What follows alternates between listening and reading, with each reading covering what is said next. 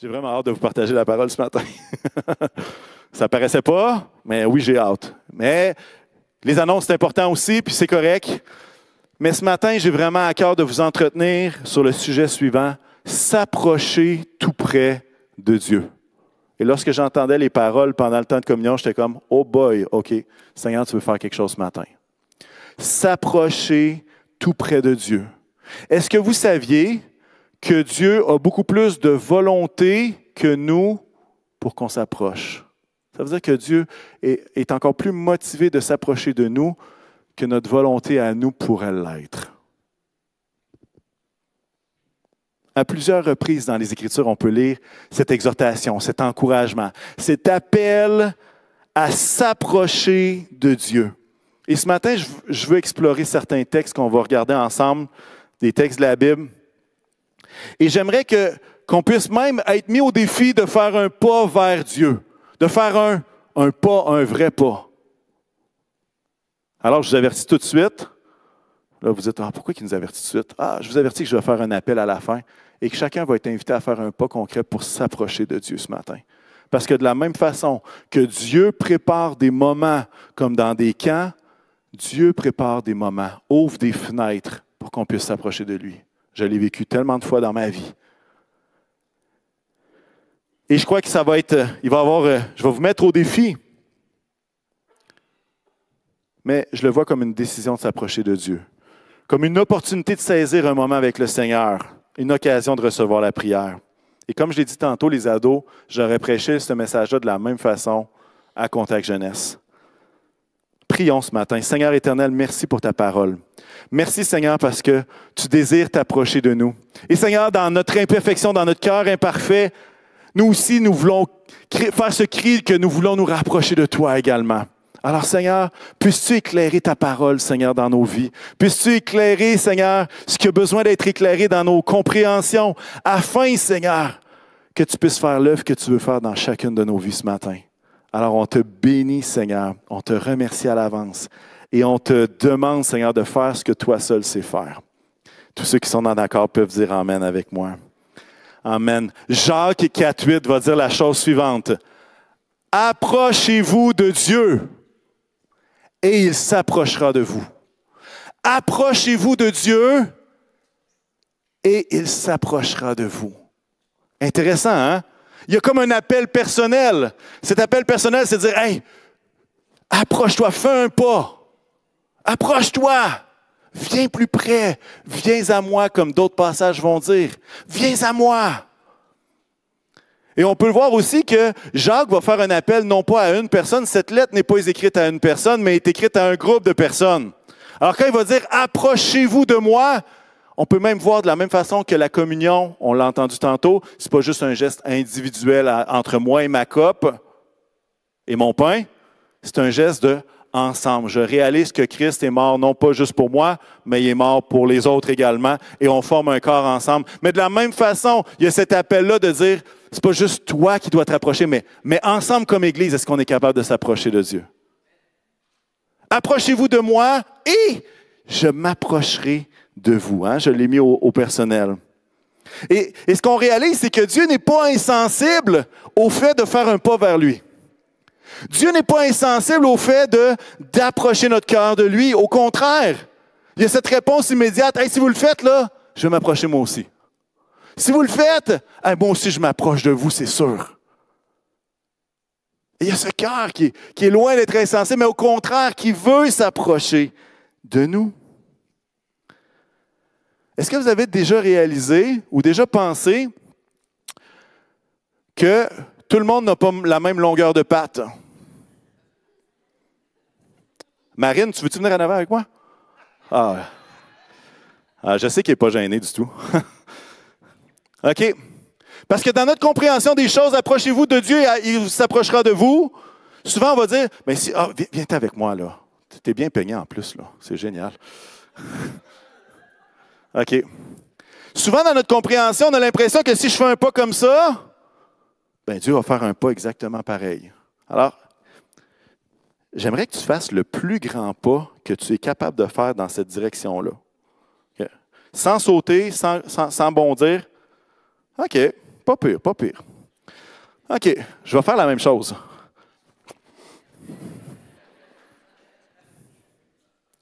Merci, Marine. C'est très gentil. C'est pas une compétition. Je suis hors niveau. Mais ce que je veux dire par là, c'est que dans notre compréhension, si je fais un pas comme ça, Dieu fait la même chose vers nous. Mais qui a dit ça? Qui a dit ça? Est-ce que vous avez déjà réalisé que si quelqu'un a vraiment plus long de pattes que moi, il se pourrait que si j'essaie de le suivre en magasinant, ça va vous prendre plus de pas? Là, je pense à mes enfants que c'est 3 pas pour moi, un pas de moi. Là. Ils font leur training, eux autres, quand ils viennent avec moi. Est-ce qu'on peut réaliser que si Dieu est infiniment grand, bien plus grand que moi, il se pourrait que le pas que Dieu fasse vers nous ne soit pas de la même mesure que le nôtre? Se pourrait-il que même, je vais même aller plus loin, se pourrait-il que lorsque nous faisons un pas vers lui, que Dieu ne prenne pas le même niveau d'énergie que nous? Est-ce que vous avez déjà remarqué? Peut-être que ça vous est déjà arrivé. Moi, ça m'est déjà arrivé. Ou est-ce que tu veux t'approcher de Dieu, mais ça brasse en dedans. Ça brasse là-dedans. Tout brasse partout. Puis tu sais, je sais qu'il faut que je m'approche de Dieu, mais ça, tout va trop vite. Qu'est-ce qu'on fait? Tu dis, ben, Seigneur, regarde, tout ce que je peux faire, c'est un pas comme ça. Et on se rend compte dans un moment comme celui-là que Dieu a fait plus qu'un pas. Il s'est approché, puis il nous a saisis de sa présence. Puis ça n'avait aucun rapport avec l'énergie dans notre pas. Ça avait tout lieu avec l'énergie que notre Papa céleste peut s'approcher de nous. Est-ce que vous avez déjà pensé à cette histoire du Fils prodigue? On en a parlé un petit peu la semaine dernière. Je vais utiliser cette illustration-là. Quand le Fils prodigue revient à la maison, parce que tout dépensé sa fortune, il l'a dépensé de façon folle, on va dire ça comme ça, OK? Et puis là, il dit, regarde, pourquoi est-ce que je n'irai pas chez mon père? Je vais être un esclave. Pensez-vous que le fils était comme ça? Je m'en retourne chez mon père. Yeah! Est-ce que vous avez déjà vu quelqu'un marcher avec la tête comme ça? Pénible. Est-ce que vous pouvez imaginer le fils marcher comme ça? Est-ce que vous vous rappelez de la réponse du père lorsqu'il voit ce fils-là? Est-ce qu'il a marché avec la même énergie que son fils? La parole de Dieu nous dit, puis comme Pasteur Francis vous a suggéré de le lire pendant cette semaine, je prends pour acquis que tout le monde l'a lu. Donc, je n'ai pas besoin de le répéter ou de le lire textuellement. Non, c'est une joke. Ça dit que ce père-là, quand il a vu son fils, il s'est mis à courir. Et dans cette tradition-là, un ancien, un père comme ça, ne peut pas courir. C'est un déshonneur.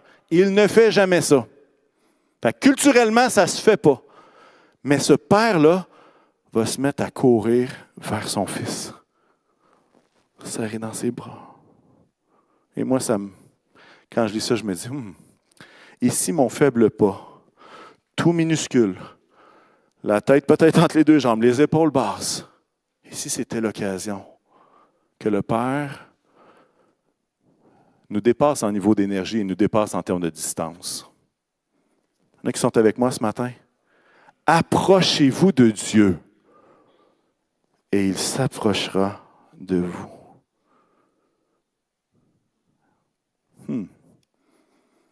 Un pas hésitant de notre part pourrait bien être un grand pas du Seigneur vers nous, dans notre direction.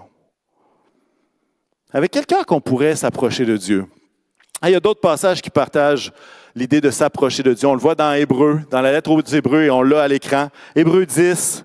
Approchons-nous donc avec un cœur sincère, avec une foi inébranlable, le cœur purifié d'une mauvaise conscience et le corps lavé d'une eau pure.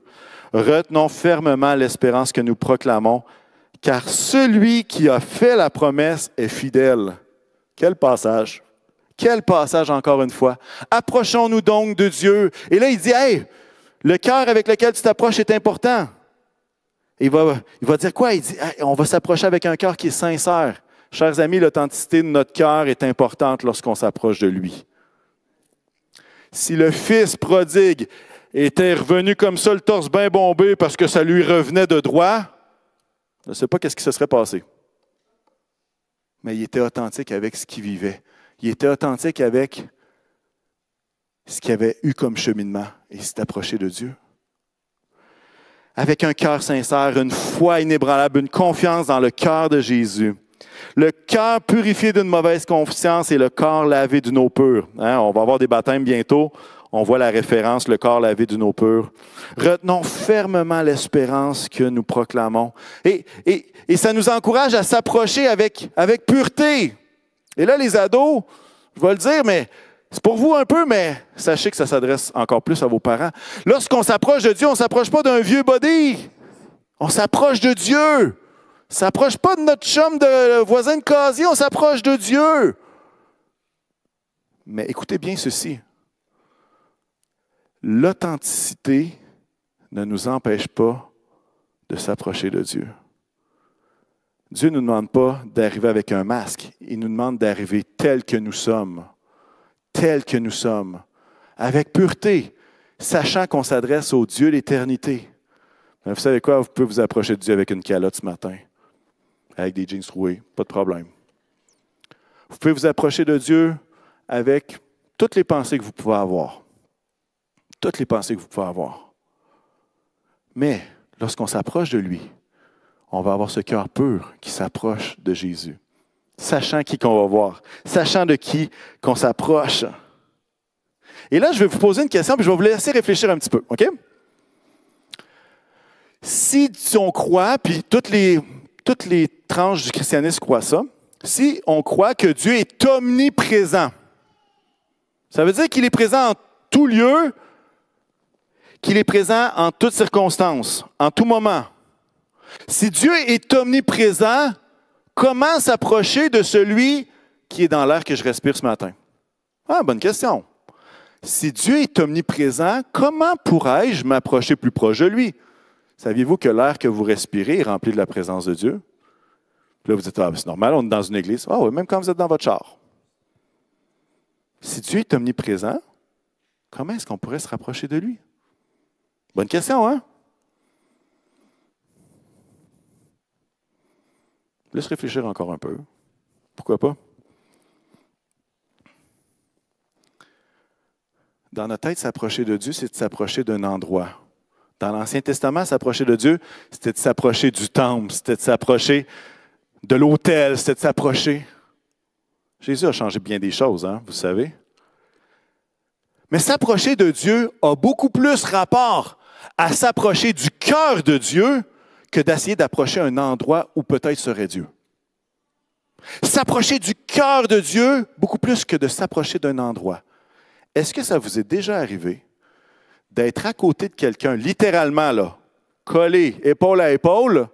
Vous êtes collé physiquement, mais vous savez que le cœur de l'autre n'est pas là pantoute, qui est à 10 km de là.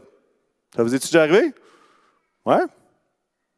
Peut-être que ça vous est arrivé que c'est votre cœur qui était complètement éloigné, même si physiquement vous étiez à côté. Moi, ça m'arrive une fois de temps en temps.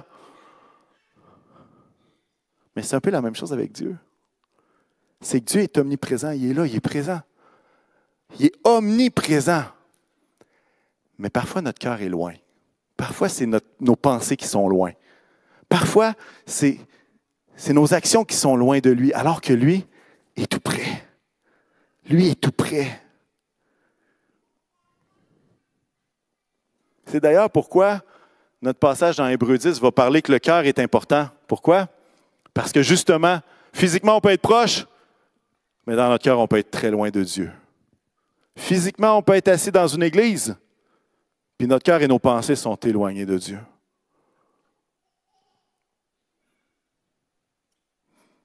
Amen? Ça vous est déjà arrivé? Tout le monde se demande qu'est-ce que je vais dire au bébé. Rien pas tout. Je ne dirai rien. C'est à vous que je parle. Et c'est ça qu'on veut synchroniser. Quand la parole nous invite à s'approcher de Dieu, c'est de s'approcher de son cœur. Et l'endroit qu'on se dirige lorsque nous nous approchons de Dieu est rempli de sa grâce. Dans Hébreux 4, ça va dire la chose suivante. On l'a à l'écran. En effet, nous n'avons pas un grand prêtre Là, ça parle de Jésus, hein? Incapable de compatir à nos faiblesses. Au contraire, il a été tenté en tout point comme nous, mais sans commettre de péché. Approchons-nous donc avec assurance du trône de la grâce, afin d'obtenir compassion et de trouver grâce pour être secouru au moment opportun. Je devrais entendre un amen ou deux à ça. Peut-être 2, 3, peut-être 10, peut-être 20, je ne sais pas. Approchons-nous donc du trône de la grâce, afin d'être secourus au moment opportun.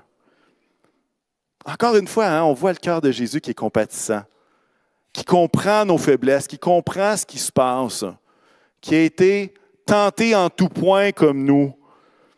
Mais il dit, hey, approche-toi avec tout ça de moi, approche-toi du trône de la grâce. Vous savez, des fois, on peut entendre différentes choses qui se disent, et il y a un pasteur cette semaine qui écrivait un post sur Facebook. Et il disait la chose suivante, il dit, on peut entendre à l'Église, laissons nos soucis à la porte et venons adorer Jésus. On va dire, tu sais que ça sort ça. Jésus veut tes soucis. L'Évangile dit plutôt, déchargez-vous sur lui de tous vos soucis. Alors l'idée, c'est d'amener tes soucis à Jésus, pas de les laisser à la porte. Parce que quand tu laisses tes soucis à la porte, tu rentres ici pour adorer Jésus, sais-tu qu'est-ce qui t'attend à la porte? Le pack-sac que tu ramènes chez vous. C'est vrai. L'idée de s'approcher de Dieu, c'est pas de dire « je vais être parfait, puis après ça, je vais m'approcher de Dieu ». C'est de dire « je vais venir tel que je suis ». Parce que quand je m'approche de Dieu, je ne m'approche pas seulement de Dieu. Ben, oui, je m'approche de Dieu, mais je m'approche aussi du trône de la grâce, dans lequel il y a compassion, dans lequel il y a miséricorde, dans lequel il y a le secours de Dieu. Et moi, si je vais au trône de la grâce, je veux amener quelque chose au trône de la grâce. Puis savez-vous, c'est quoi? C'est mes tentations, mes soucis, puis ce qui me pèse sur le cœur. Approchez-vous du cœur de Dieu. Amène tes soucis à Jésus. Pas tes sushis. Il n'aime pas ça, lui. Moi non plus, d'ailleurs.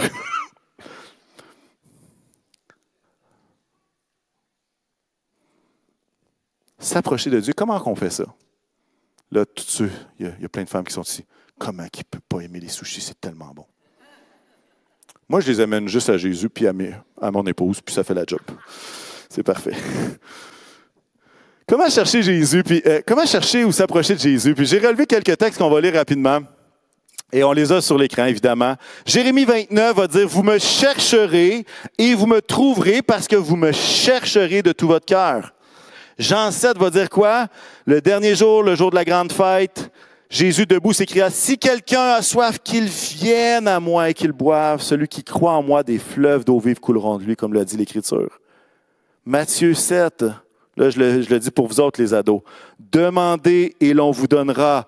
Cherchez et vous trouverez. Frappez et l'on vous frappera. » Non, c'est une joke. Faut frapper à une porte, OK, les gars? Les ados, faut frapper à une porte, pas d'en face de quelqu'un d'autre, OK?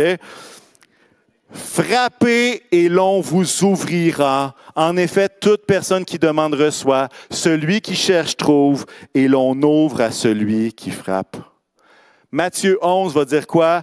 Venez à moi, approchez-vous de moi, vous tous qui êtes fatigués, courbés sous un fardeau, et je vous donnerai du repos. Acceptez mes exigences, laissez-vous instruire par moi, car je suis doux et humble de cœur, vous trouverez le repos pour vos âmes. Acte 17, il va donner ça, il va dire ça à des Athéniens.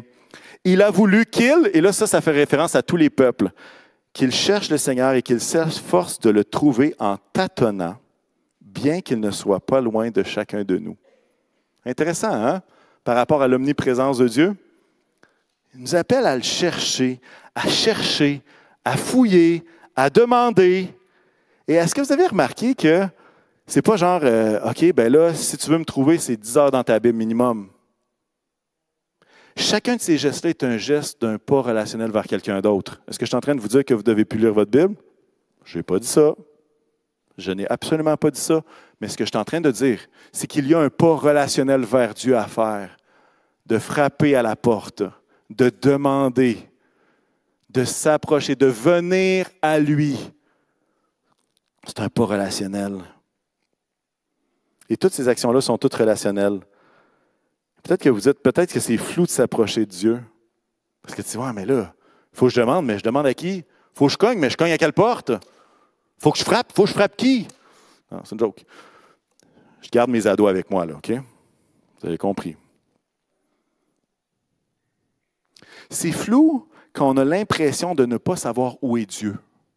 Et c'est pour ça que j'ai parlé tout à l'heure de l'omniprésence de Dieu. Parce qu'il y a une grande différence de dire, j'ai aucune idée où est Dieu, mais essayer de le trouver. Fait que là, tu peux essayer de lever les caisses de son, tu peux essayer de chercher n'importe où. Puis tu dis, coudonc, il est où? Il se cache, il joue à cachette. Mais lorsqu'on comprend que Dieu est omniprésent, la recherche de Dieu n'est pas d'essayer de trouver l'endroit secret où se cache Dieu. L'endroit, c'est de le reconnaître dans le moment, de le reconnaître là, de reconnaître son cœur et de connaître l'emplacement de notre cœur à nous. Quand on a la conviction que Dieu est omniprésent, on se rend compte que de s'approcher n'est pas une question de localité, de place particulière, c'est de le reconnaître à l'endroit où nous sommes. Et notre perspective peut être aussi floue quand on a l'impression que Dieu veut se cacher. Dans le sens qu'il ne veut pas se laisser trouver. Et lorsqu'on comprend que Dieu est encore plus intéressé que nous à s'approcher, bien là, on se rend compte que ce n'est plus un jeu de cachette de voir est-ce que Dieu veut vraiment ou pas. On sait qu'il a le désir de s'approcher de nous. Alors, il faut cogner à la bonne porte. Il faut s'adresser à lui directement. Faire un pas vers lui. S'approcher de Dieu, s'approcher du cœur de Dieu, c'est de s'approcher d'une personne. C'est une relation, c'est s'approcher d'une personne. Et j'aimerais vous dire, il y a des fois des gens qui disent ça, cette personne-là, elle vaut la peine d'être connue. J'aimerais vous dire que Jésus vaut la peine vraiment d'être connu. Il mérite, il gagne à être connu. Il gagne à ce qu'on apprenne à le connaître davantage. Il gagne à ce que, c'est nous qui gagnons, là, on se comprend. On gagne à le reconnaître là où il est.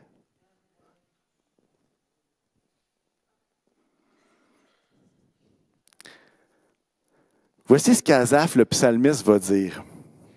Et ça devrait être une source d'inspiration. J'aurais pu parler juste de ce texte-là ce matin, dans Psaume 73. Et je pense que tous et chacun ici, on peut se reconnaître dans ce passage-là. Mon corps et mon cœur peuvent s'épuiser. Check. Dieu sera toujours le rocher de mon cœur et ma bonne part. Et là, c'est intéressant, il va dire exactement c'est quoi le contraire de s'approcher de Dieu. Il va dire, oui, ceux qui s'éloignent de toi vont à leur perte. Tu réduis au silence tous ceux qui te sont infidèles.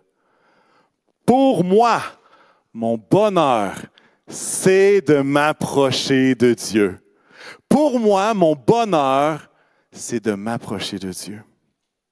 Pour moi, mon bonheur, c'est de m'approcher de Dieu.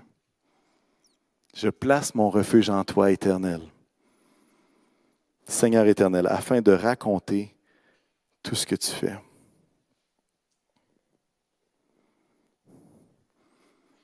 Mon bonheur, c'est de m'approcher de toi. Vous savez pourquoi c'est un bonheur de s'approcher de Dieu? Parce que quand on s'approche de Dieu, on s'approche de la compassion, on s'approche du cœur de Dieu. Et je pense qu'on l'a chanté pendant tous les chants, on s'approche du cœur d'amour de Dieu. On s'approche de cet amour qui est précieux, qui est puissant, cet amour qui dépasse tout ce qu'on peut comprendre. Tout ce qu'on peut comprendre.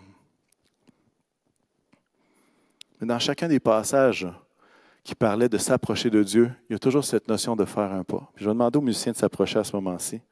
Vous dites, il a déjà fini de parler? Je vous ai dit que je voulais qu'on fasse un temps d'appel.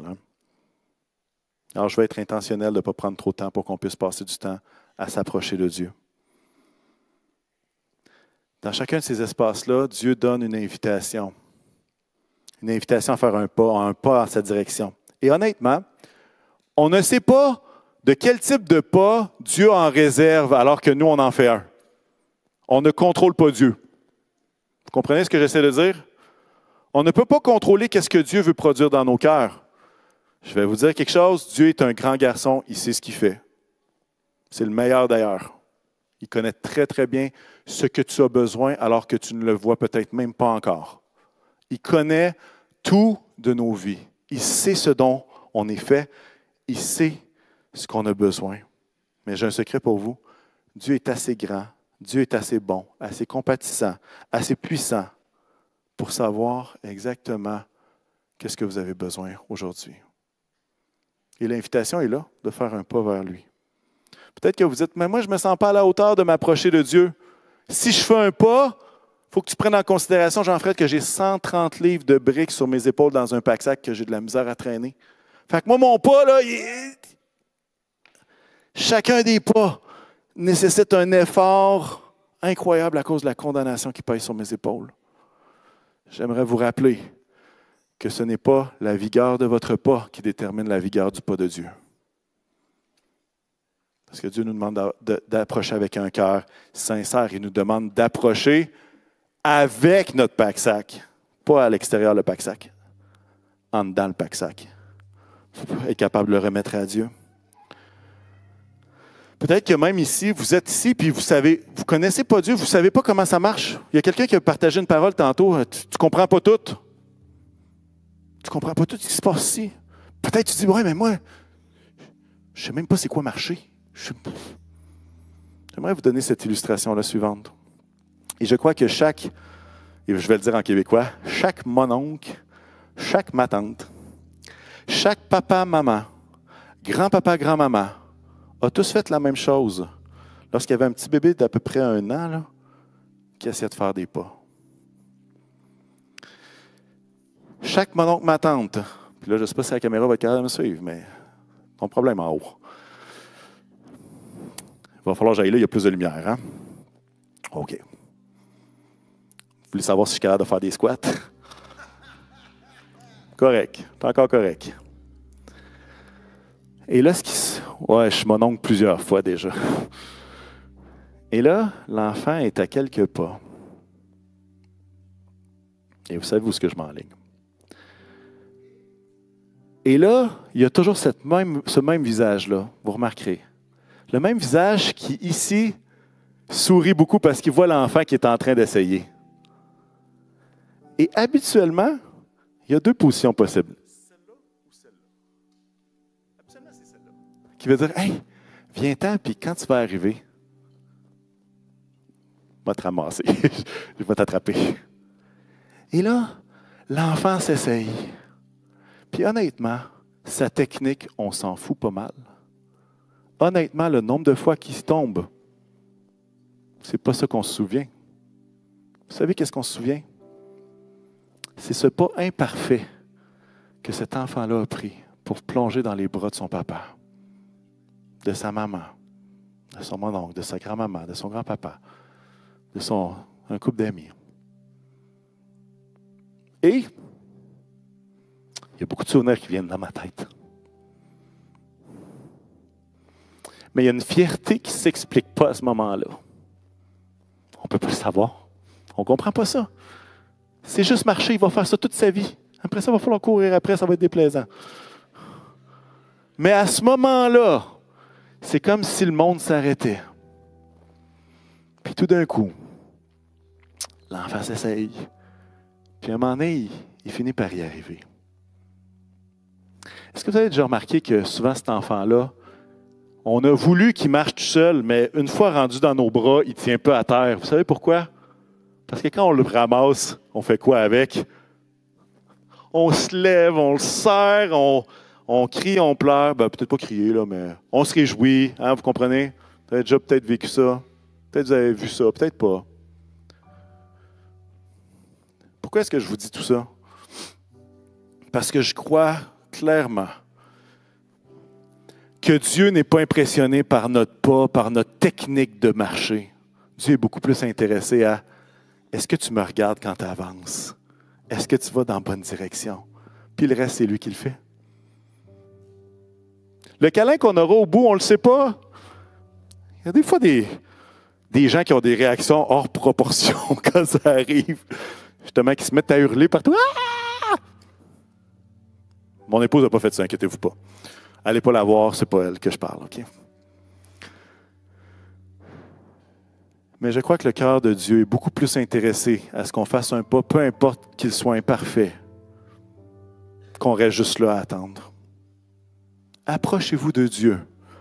Il s'approchera de vous. Mon corps et mon cœur peuvent s'épuiser. Dieu sera toujours le rocher de mon cœur et ma bonne part. Pour moi, mon bonheur, c'est de m'approcher de Dieu.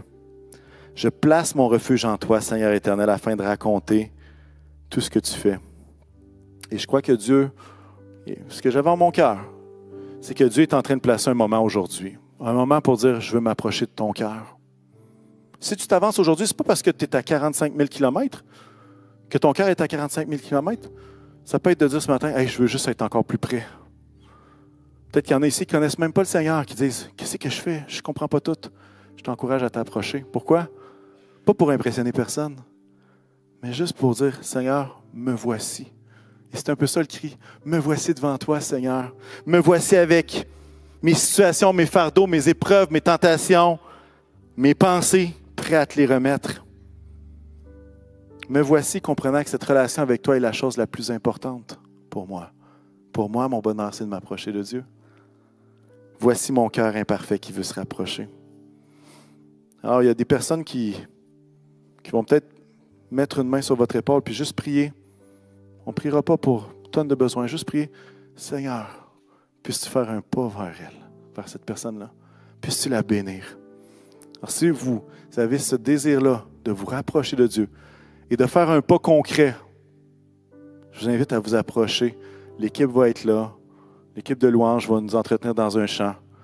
Et moi, j'aimerais vous lancer le défi. Est-ce que tu es prêt à te rapprocher de Dieu ce matin? Amen.